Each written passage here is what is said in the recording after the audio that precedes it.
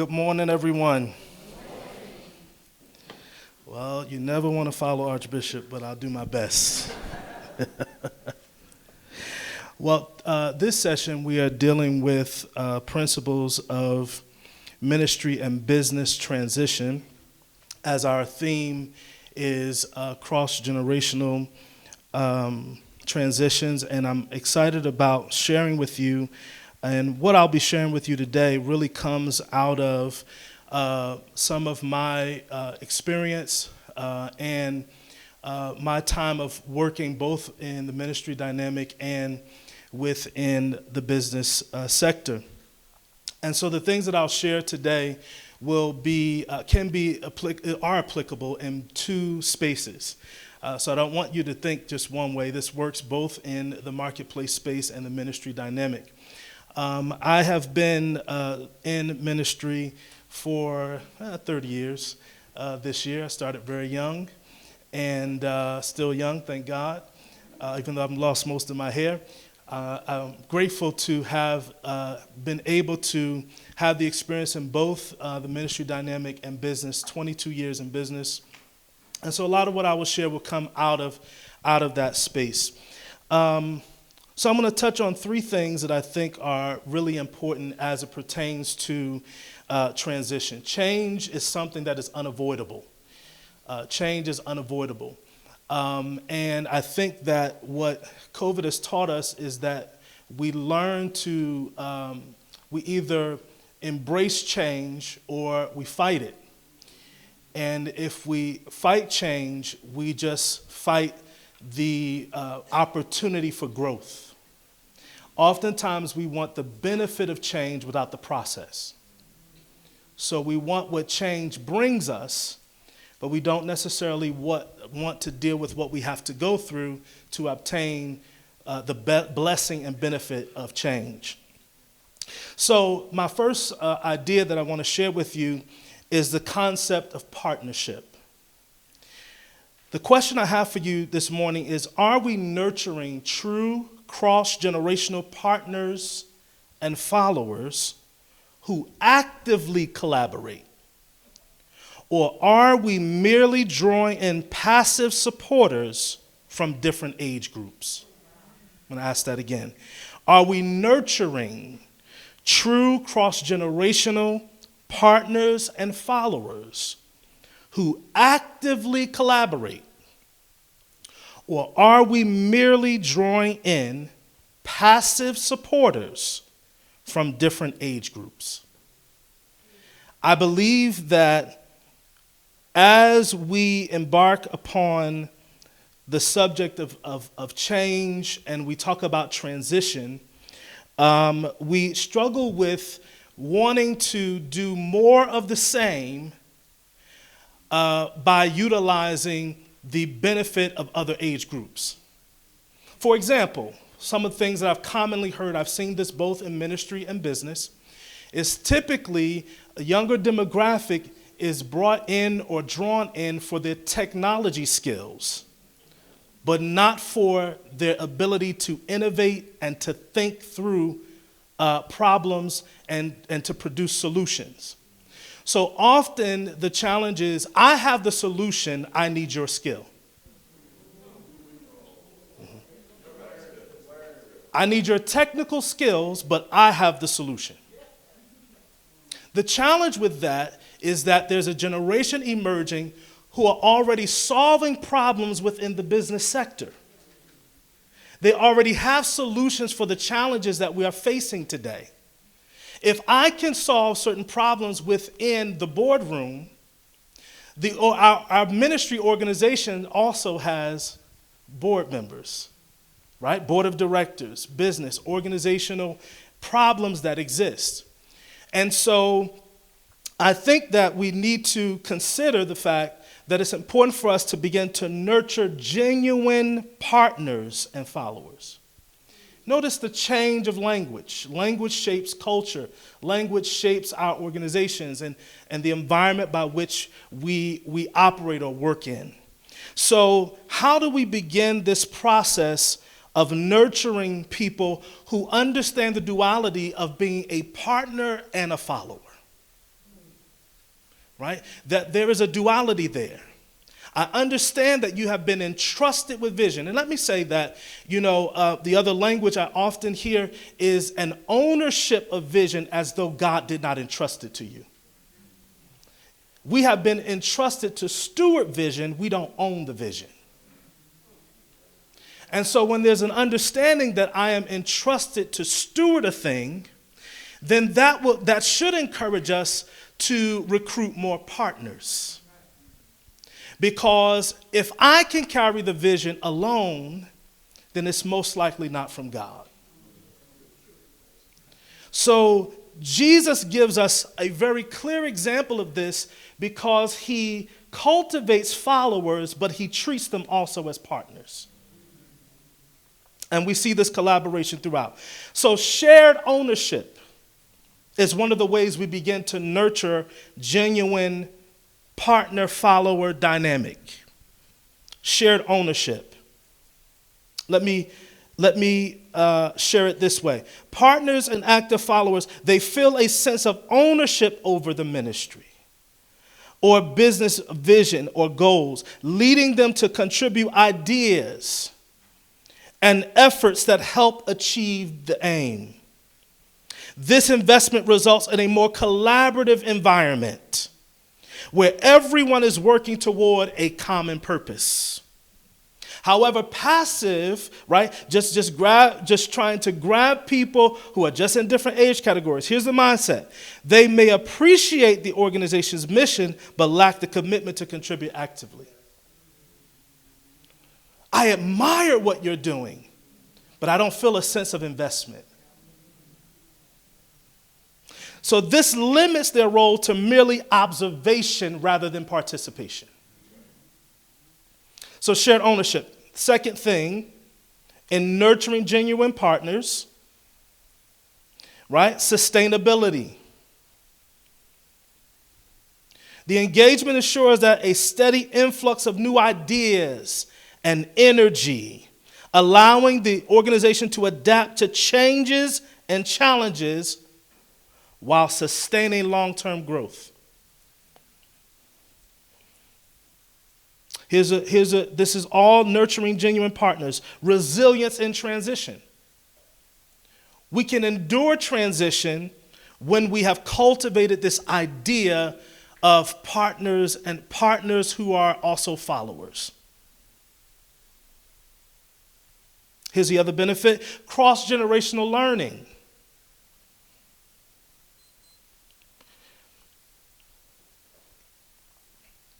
This is where those who are partners and followers contribute to a culture of learning where different generations share their experiences, share their skills, share their insights, leading to mutual growth and understanding. And here's the last benefit here, advocacy and influence. When there's the partner-follower dynamic, there is a deep connection that empowers them to advocate for the organization's mission. To go from just being a part to becoming an advocate for it. I'm speaking on its behalf. I am standing in a place where I have bought into this, and I believe others should too. We see all of this as we examine Jesus' dynamic of recruiting partner followers, okay? Now, here are some of the challenges that generational partnership or collaboration may pose to us. Differing communication styles. Older generations typically prefer face-to-face conversation or formal meetings, while younger ones are inclined toward digital communication, which could possibly lead to miscommunication. So now, here's something that I've discovered in my time in business and ministry. Both of these are common. Based upon, and I don't want to generalize too much, but I've come to discover that based upon certain dynamics, I recognize that there are certain communication styles that work best within certain relational dynamics. So those who I recognize that it's better communication face to face, I inconvenience my willingness to text or my willingness to do those things and come into their space. In doing that, there's an invitation to possibly come into my space.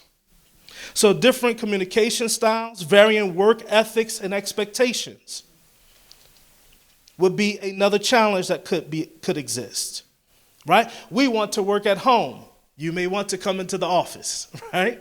So you have that dynamic. Resistance to change, and Archbishop shared this with us just a few moments ago. Differing views on authority. There's a mindset of collaboration, and then there is a hierarchical structure. Technological gaps. Another challenge. Generational stereotyping. I believe it works against our ability to be able to collaborate.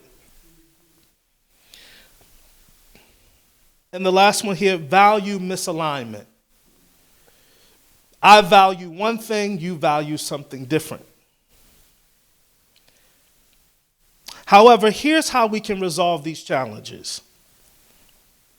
We can cross the bridges of communication with each other, meeting each other in the middle, if you will.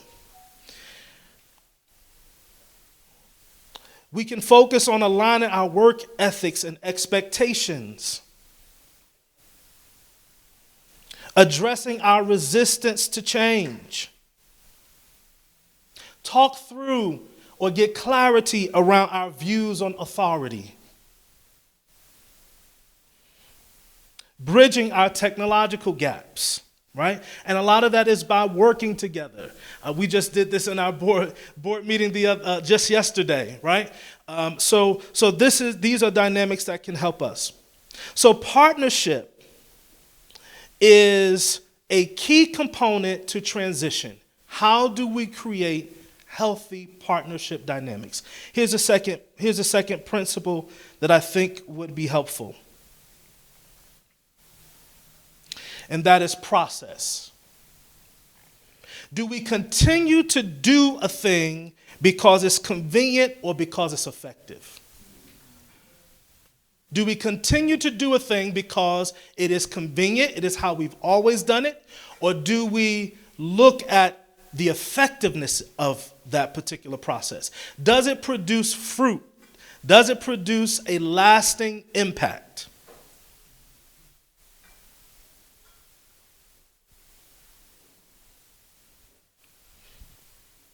One of the recommendations that I would even make here in talking through this is creating strategy teams that are cross-generational to get varied perspectives and ideas. We are in the age or in a space of innovation. The future looks like where the process or the path by which you're building now. We have the capacity to create the future from here. But that will include a wide perspective of generational ideas. So innovation is absolutely necessary, and sometimes our process for innovation can be, it really requires us to open the door to allow other ideas that may not look like ours. Other ideas that are based upon varied levels of exposure. How do we upgrade the way we do ministry or the way we do business in such a way that it becomes attractive to who's on the outskirts, if you will? So innovation is critical. So we talked about partnership. We talk about process. Sometimes it is good to get an assessment of our processes. Is this working for multiple generations? Is this working for a wider group of people? Or does this primarily only work for one demographic within our ministry? Or one demographic within our business sector? And here's my last point on principles: patience. Partnership, process, patience. Because it hasn't worked and you've only been doing it 3 months, doesn't mean it won't work. We have to have patience as as we open up these doors of collaboration, of contribution. We have to have patience for all to settle in to this new process, or to this new way, or this varied way. Even patience with yourself as you watch the process. And so I've discovered that sometimes people pull out of a process, or they pull out of doing something too quickly before they've given it the opportunity to actually see if it works. And then observing what's not working. Making note of what's not working. And enhancing that area, or focusing on that area to the point that we are able to see it improved. So patience is critical, and in the patience process, we have to understand that we're also building relationship. We're building also capacity, or the ability to take what we're doing to the next level. So again, let me just rehearse these ideas. Number one, partnership. I think partnership is the most critical component to transition. And understanding the partnerships or the relationships that we need to establish, and we need to create some sense of solid connection, and even levels of synergy with regard to what we're doing. And then the process, observing the process, getting feedback on the process, right? Listening through the process, and then being patient to see the process, right, take us where we need to go, and making adjustments as we go. That's absolutely important. And I believe that as we employ these principles, I think that it will help us as we're navigating through transition. Change is inevitable. Our perspective on change is what allows us to endure it in such a way that it produces for us what is necessary. I hope that gives you some insight, and that concludes my time.